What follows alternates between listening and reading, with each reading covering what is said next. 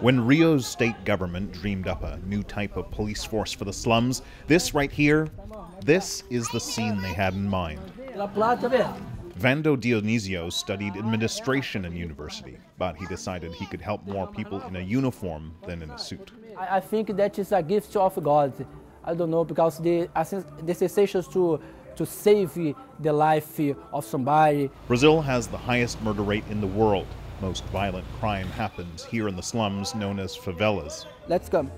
So Rio started a new program, the Pacifying Police Units, a kinder, gentler force with stations built in the communities they'd usually been too afraid to enter. Before, here it's a place, very dangerous place. Now you see children walking here.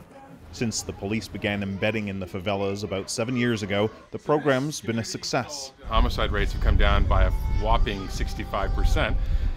Violent crimes also come down significantly. That's been the long-term trend.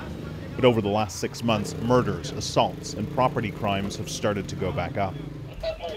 A couple of days ago, here in the favela of Santa Marta, police shot and killed a drug dealer, and they're scared the gang's looking for payback.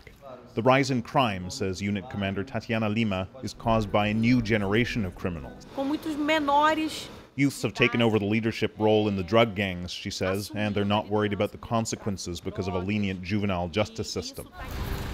Nowhere is that more obvious than in this sprawling slum, Muggah. Things here were supposed to change. Muggah was going to get an embedded police unit this spring in time for the Olympics, but the government just slashed the country's security budget. Among the cuts, Muggah's police force. My taxi driver told me not to film as we entered the favela. I soon found out why. We were forced to stop at a homemade roadblock. A young man with no shirt on approached the car and pointed a pistol at us. He demanded to know what we were doing here. He eventually let us go after he made sure we weren't cops. Police still can't enter this favela. Instead, they're sending in the soldiers like they did during the World Cup to make sure there's no trouble during the summer games. But as the military clamps down on the favelas, crime, like a balloon, rises elsewhere. And so some of the members of these gangs are looking to recoup some of their profits by moving into property crime. Muggers and thieves, those will be the most likely dangers for tourists. The favela of Santa Marta alone gets 10,000 visitors a month. They expect that to double during the games. Let's go. Even Rio's most optimistic police officer says he doesn't know what to expect. Still very unpredictable. Exactly. His hope? It's pretty simple, that they won't have to always patrol here with their guns drawn.